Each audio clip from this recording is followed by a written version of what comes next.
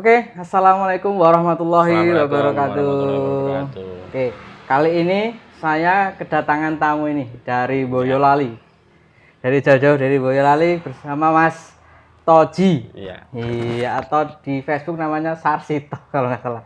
Atau di IG-nya juga Sarsito ya Mas ya? Toji. Oh, Toji juga. Oke, IG-nya juga Toji.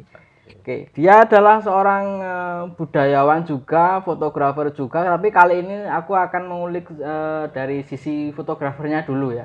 Untuk budayanya nanti next time lah kita ngobrol-ngobrol lagi. Tapi kali ini kita ngobrol tentang fotografinya dulu. Untuk Mas Toji. Iya, siap.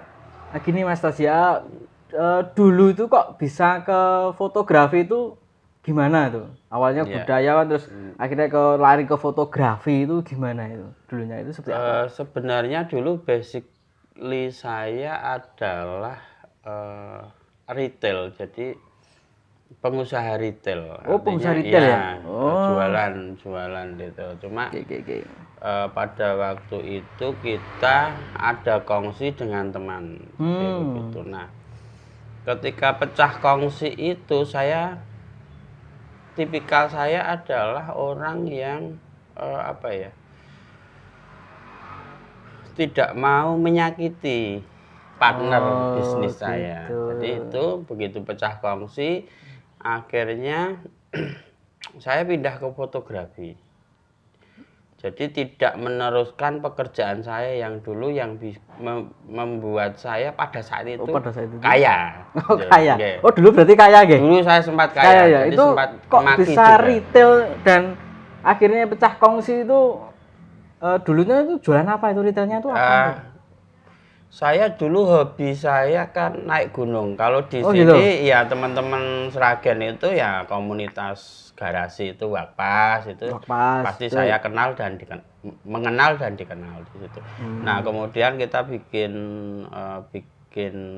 toko outdoor, terus perusahaan outdoor juga dan lain sebagainya, termasuk bidang jasa outdoor juga.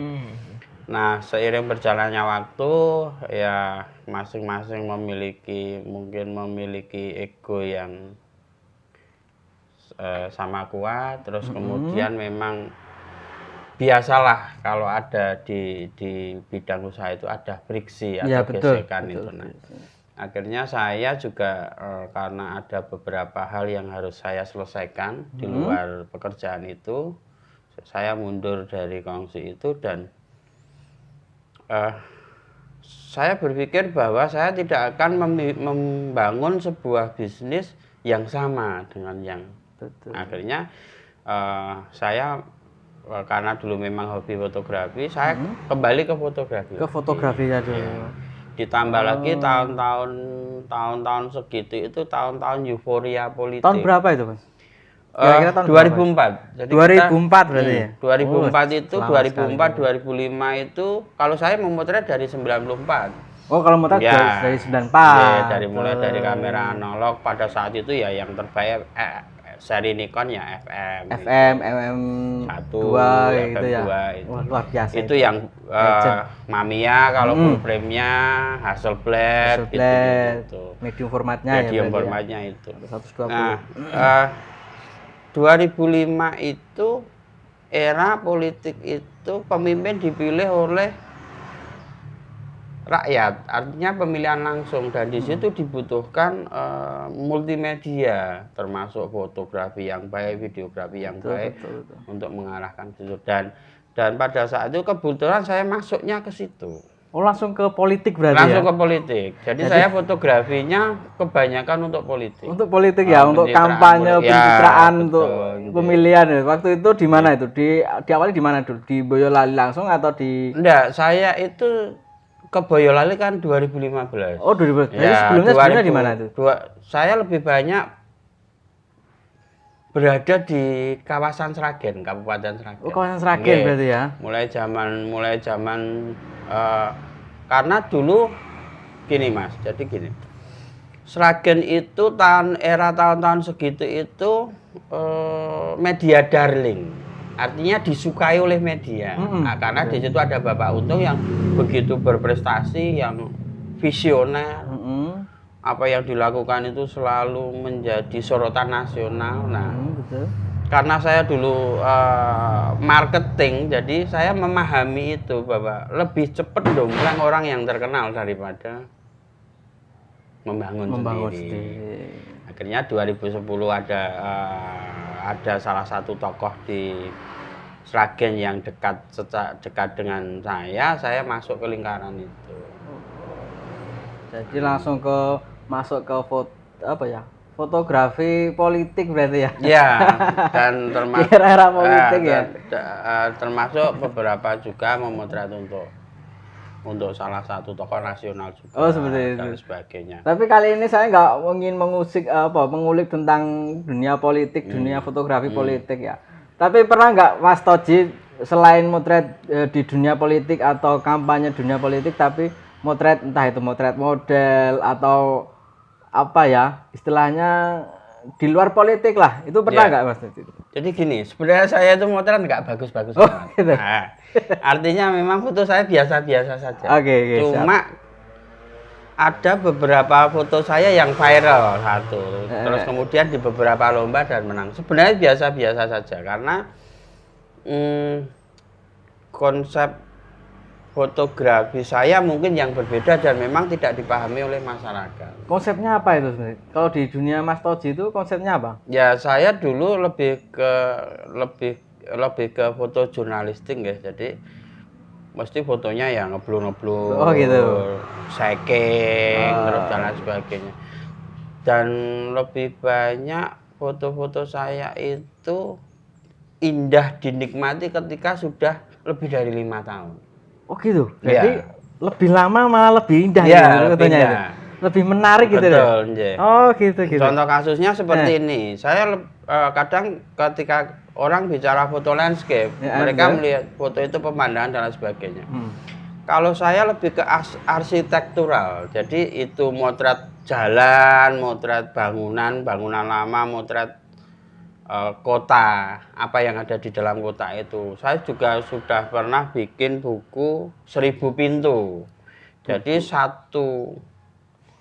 Jadi saya memotret pintu-pintu yang ada di Solo Raya. Semuanya? Ya, di Solo Raya? Pintu lebih semuanya? Dari 1000 ya. Jadi saya motretnya ya pintu. Coba jenengan bayangin foto pintu terus kayak apa? Tak bayangin gitu. Foto lawang lho di foto itu seperti iya. Tapi gini, foto itu kalau sendiri memang tidak bagus. Berdiri sendiri tidak bagus. Terus? Tapi kalau karena basicnya jurnalistik kan kita bikin fotonya ise. Betul. Contohnya ini. Ini namanya Gubiol. Ya. Ini bisa dilihat angka tahunnya lama karena apa misalnya. Nah, ini ada namanya pion. Oh, pion. Ya. Ini era sebelum tahun 60-an. Karena ini untuk safety. Kalau sekarang mungkin jadi besi. Besi, ya, betul. Gitu. Dan sebagainya. Ini eranya pasti era sebelum tahun 60-an. Dan ini hanya sedikit. Nggak banyak berarti nggak ya? Banyak. Oh, gitu. Jenengan pasti kalau lihat setelah eranya ini ada era Art Deco. Art Deco itu yang miring-miring. Betul, yang miring-miring itu. Terus sampai era Spanyolan, era dan sebagainya. Itu kan kita memang ketinggalan di itu. Bahkan mungkin ini jauh sebelum kemerdekaan mungkin karena memang ini untuk safety, untuk keamanan zaman gitu. Dulu berarti. Nah, ketika foto itu jadi ise, itu enak jadi foto ini enak untuk didiskusikan. Tapi kalau berdiri sendiri lagi apa lawang kok difoto gitu. Lawang difoto ya. Nah, akhirnya kita bisa membandingkan. Lawangnya Keraton Baluwarti itu rata-rata seperti ini. Ini era PB10. Ini era itu bisa gitu. Dari ornamennya bisa ini pecinan. Ini gitu. Jadi kita bisa melihat periodik masa itu melalui pintu sebenarnya gitu. Nah, saya bikin 1000 pintu itu. Berarti pintu itu filosofinya banyak. Ada yang kenapa pintu itu yang kalau ukir-ukiran seperti labium mayora, labium minora itu kalau falsafahnya orang Jawa, kemudian ada kayak nanas di itu, itu sebenarnya kan ya organ kewanitaan. Bahwa ketika masuk ke rumah itu ya masuk ke gua garbo, masuk ke dalam rahim ibu kembali kan gitu.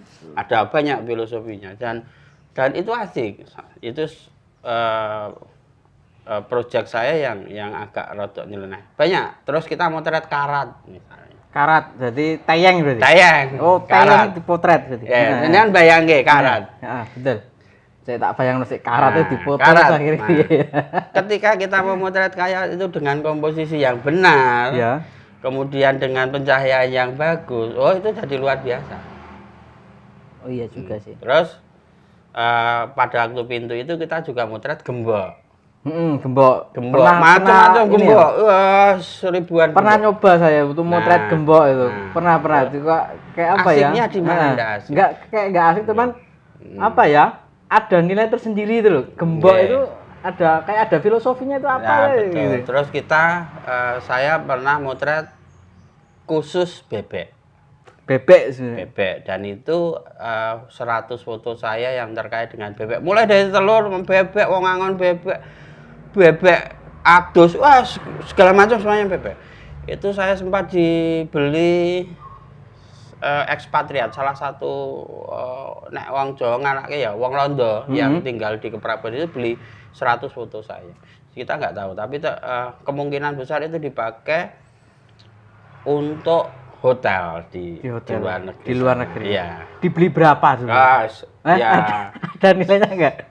Atau diberi cuma-cuma esnya kawan lah. Ya seharga rumah lah. Oh gitu. Itu, iya. Berarti saat itu tuh mahal banget ya. Fotonya itu dihargai seharga rumah gitu. Saya tahun 2004 itu beli kamera itu jual 2 rumah. 2 rumah? 2 perumahan ya. 2 perumahan. 2 perumahan. Untuk beli kamera. Untuk beli kamera dan lensa. Itu ya digoblok-gobloknya uang ya. Kalau sekarang, karena waktu itu saya hampir tidak pernah pakai kamera non full frame. Baru akhir-akhir ini saja lah saya tidak pakai full frame. Oh dulu berarti full frame iya, semua full frame dulu ya? Iya, full frame. Dari awal itu, awalnya dulu saya Mamiya medium format itu karena saya tidak mampu beli glass-nya itu. Terus kemudian juga eranya sudah berubah. Saya beli, saya era digital pertama kali kamera saya adalah full frame. Apa itu dulunya? Dewan dari Nikon. Dewan dari Nikon. Iya. Terus Dewan keluar, setelah itu saya langsung lompat Dewan H, Dewan X. Dewan X itu 2005-an lah. 2005-an. Dewan X 2005 itu jangan searching harganya sekitar body itu 47,5. Body only ya. Only. Belum lensanya, belum pernah yang lainnya berarti. Motor saya saat itu Suzuki Crystal. Suzuki Jadi, Crystal. ada beberapa teman yang manggil saya itu Awan Kinton. Karena kalau dari belakang itu naik Awan Kinton. Awan Kinton. Ya, peluknya itu. Peluknya banyak berarti ada. Yeah, tapi tas saya nilainya lebih dari 100 juta. Luar biasa. Ini fotografer yang dulunya itu berarti harga kamera aja 2 rumah tuh. 2 rumah. Tapi fotonya biasa-biasa saja. Fotonya biasa. Tapi ya dibeli walaupun biasa-biasa saja. Betul. Tapi kan dibeli itu loh, seharga rumah juga. Kan yo gitu. Ibaratnya yo bakbo lah dalam artian itu. Yo kamu yo kayak tapi yo hasil tapi kan sekarang udah beda. Sekarang mungkin rumahnya malah ada banyak, ya atau mobilnya banyak, kayak gitu. Kita nggak tahu ya. Tapi sekarang ada proyek apa ini Mas untuk saat ini jadi ke depan gini, ini ada jadi ketika kita memotret itu memang harus punya tujuan. Oh gitu. Ada yang foto wedding nih misalnya. Betul. Ada yang foto wedding yang dia memotret adat istiadat Jawa nih. Gitu. Jangan foto wedding juga enggak? Ya, foto wedding juga. Nah, pernah berpikir bikin foto isei enggak? Belum. Nah, misalnya. Jadi gini, ini kelemahan kita. Jadi sebenarnya kita harus sudah mulai berpikir tentang literasi digital. Oke. Ya, jangan bisa bikin buku yang PDF misalnya atau apa dan itu akan menjadi sebuah karya 10 tahun yang akan datang. Kenapa kita bisa dompleng melalui pekerjaan itu? Contoh sederhananya adalah ketika prosesi pernikahan Jawa. Jangan berpikir enggak pada suatu saat nanti orang akan mencari referensi prosesi pernikahan Jawa yang benar. Oh kudu enek kacar kucur kerubungan dan lain sebagainya. oh sajene seperti ini dan lain sebagainya, misalnya. Nah, jenengan harus berpikir bahwa jejak digital ini penting, suatu saat pasti akan digunakan. Nah, termasuk 1000 pintu yang saya lakukan itu tadi. Akhirnya banyak orang mencari referensi pintu ke saya misalnya. Oh, fotonya ini. Nah, saya bikin buku. Karena memang semua karya saya bikin buku. Bahkan event kecil pun saya bikin buku sekarang. Oh, gitu. Jadi misalnya event apa misalnya, oh Kenduren apa ya misalnya, Merti Desa gitu. Saya bikin buku. Jadi ada narasumber, ada di situ kepala desanya, ada di situ. Dan semua bikin, walaupun belum saya ISBN kan, mungkin ke depan akan saya ISBN kan. Di bawah bukunya mungkin salah satu enggak di bawah atau? Enggak. Oh, udah di bawah. Ada yang fisik saya belum, masih PDF ya? PDF. Oh, berarti masih berupa digital. E-book ya? E-book. Jadi itu penting ketika suatu saat nanti. Contoh sederhana ketika saya memotret sebuah kota. Gang ini dulu enggak ada, sekarang ada. Di situ dulu ada eranya Pak Bupati Arbawono, di situ ada patung misalnya. Atau ada apa, sekarang sudah tidak ada. Nah, itu pembanding nanti tahun 2010, tahun 2020 ada pembanding. Dan lain sebagainya. Dulu rumah di sini, di era di sini ini ada banyak sekali rumah loji. Sekarang sudah dibongkar jadi ruko, jadi dan sebagainya. Era dulu ada rumahnya seperti ini, estetikanya seperti ini, terus detailnya seperti ini misalnya. Pernah mikir enggak itu? Nggak pernah ya. Nah, padahal itu penting sebenarnya. Gitu. Karena itu sekarang, dulu misalnya ada Martonegaran terminal. Martonegaran terminal. Dulu ada misalnya bis Apollo misalnya. Dulu ada misalnya Sragen Teater dan sebagainya. Nah, itu ketika satu generasi setelah kita, mereka menjadikan itu sebuah sejarah. Sejarah. Oh iya. Ya. Jenengan sering jalan ke stasiun, jalan kaki misalnya, atau jalan ke pasar misalnya. Dulu di sini ada penjual oproan. Dulu pernah berpikir enggak bahwa itu menjadi sesuatu yang berharga di kemudian hari? Oh iya. Saya tuh jarang berpikir sampai ke situ berarti. Kalau jenengan suka foto IC satu, kemudian jenengan suka jalan-jalan kedua, kemudian jenengan suka human interest, itu sangat berharga. Oh, sangat berharga. Okay. Kursi ini misalnya, ini mungkin justru, tapi kursi ini akan suatu saat akan hilang. Tapi, nah, terus ada era digital, kita juga bisa ambil misalnya kursi ini nanti untuk olah manipulasi digital misalnya dan sebagainya kan bisa. Nah itu jarang dilakukan dan memang jarang sekali orang yang bicara tentang literasi digital. Salah satu contohnya misalnya kalau saya secara teknis fotografi saya bikin buku tentang teknik fotografi, tapi sekarang kan enggak kepakai itu. Iya betul, hampir orang sekarang merang foto jegret ada gambarnya. Udah jadi. Akhirnya rasa fotomu supaya memunculkan rasa emosional seseorang ketika melihat fotomu gimana gitu.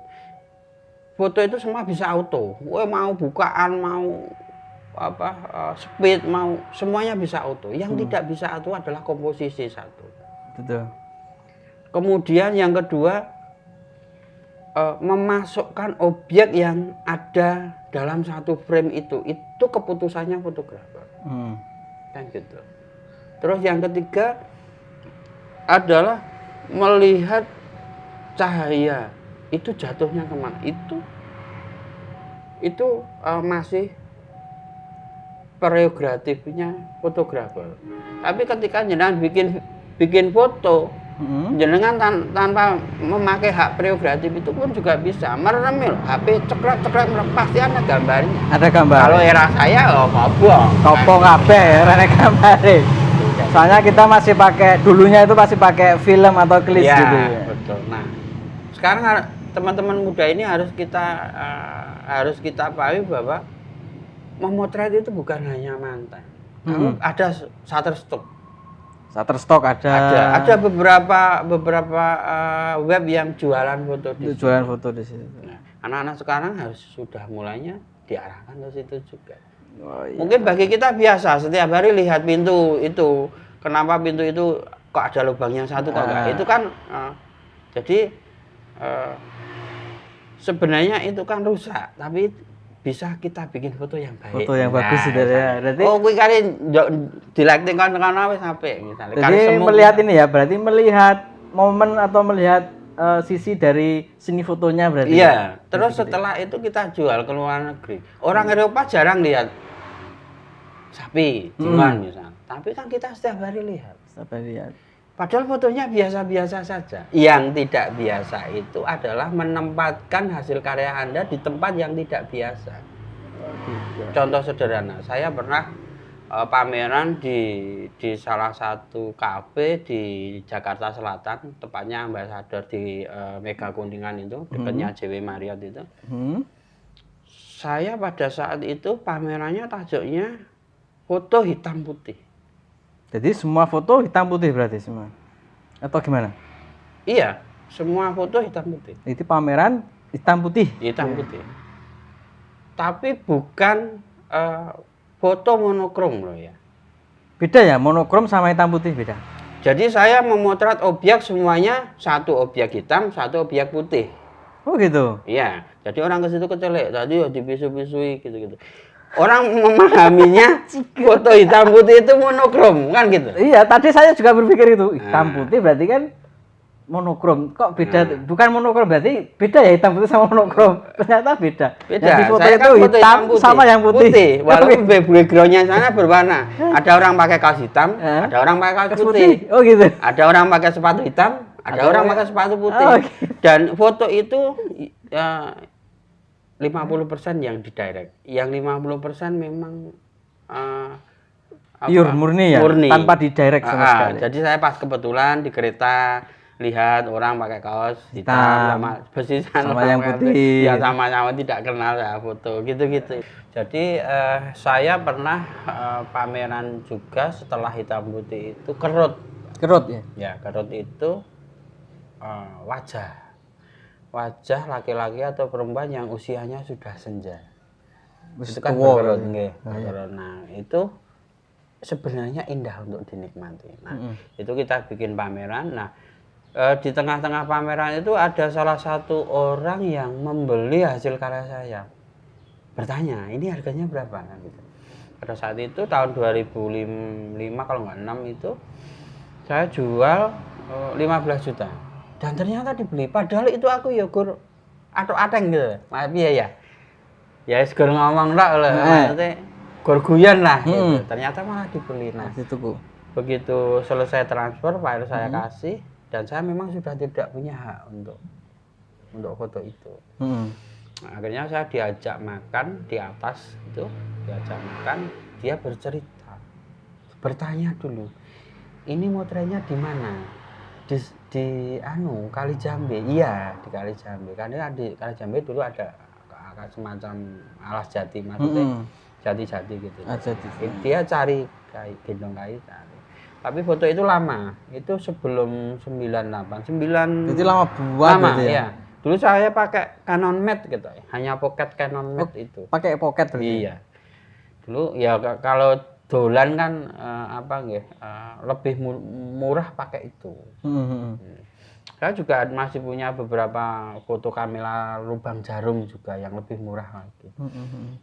Karena di era-era kita itu kameranya lubang jarum. Iya, terus analog itu tadi pokoknya. Nah, akhirnya bercerita si bapak ini bahwa itu ibunya. Akhirnya semua filenya saya kasihkan. Langsung semuanya? Jadi kadang itu kalau kita hunting di luaran sana, ada orang yang belum pernah dipotret sama sekali. Zaman dulu itu kan jarang iya. Kan motret untuk foto. Nah, kalau nggak mantu, kalau nggak ya itu kan jarang. Mau ke studio ngomong desa kan gitu. Nah, itu. Jadi ketika teman-teman muda ini sering hunting di pedesaan dan sebagainya, usahakan ada satu yang dikasihkan secara cetak. Dan itu akan menjadi kenangan yang luar biasa sebenarnya kan gitu. Ada beberapa momen sih sebenarnya yang mengharu biru terkait dengan foto-foto hunting di desa. Cuma mungkin dibahas di lain hari. Oke, siap.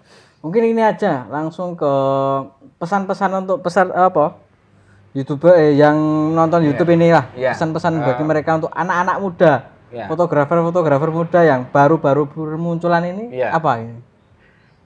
Satu, kalau secara teknis semua fotografer sekarang luar biasa karena ada auto. Ada mode autonya ya. Yang perlu dipelajari adalah satu komposisi. Yang kedua menempatkan objek sebagai point of interest-nya. POI-nya ya. POI-nya itu saja. Terus yang kedua motretlah sebanyak-banyaknya karena sekarang ada Google Drive, dan sebagainya. Kalau ada banyak penyimpanan yang gratis. Terus foto itu akan indah dilihat setelah lebih dari 5 tahun. Setelah lebih dari 5 tahun. Iya. Okay. Karena ketika misalnya kita motret kota itu sudah berubah. Sudah berubah drastis lah. Ketika memotret arsitektural kadang sudah berubah. Sudah berubah juga. Ketika memotret orang kadang sudah menjadi kenangan. Menjadi kenangan. Gitu. Yang saya itu yang misalnya. Jadi itu terus yang keempat usahakan 5W1H sebagai caption. Jadi jenengan biar apal. Jadi kapan, di mana, kemudian terus, pada saat apa, terus kemudian kenapa itu menarik, bagian itu. Gitu. Nah, terus yang terakhir kita perlu yang namanya jejak digital atau karya, entah itu jenengan bikin e-book, entah itu hanya diupload di Instagram, mungkin bisa Facebook, bikin pameran juga ya. Bisa bikin pameran. Yang paling penting itu sebenarnya pameran, karena kalau pameran itu foto harus dicetak. Betul. Nah, foto yang paling baik itu seperti apa sebenarnya? Foto yang dicetak itu tadi foto ya. Karena dipilih dan dicetak. Mbak Million yang paling apik dhewe, engko tak cetak kan gitu. Berarti yang terbaik yang dicetak. Walau kadang walau kadang ya.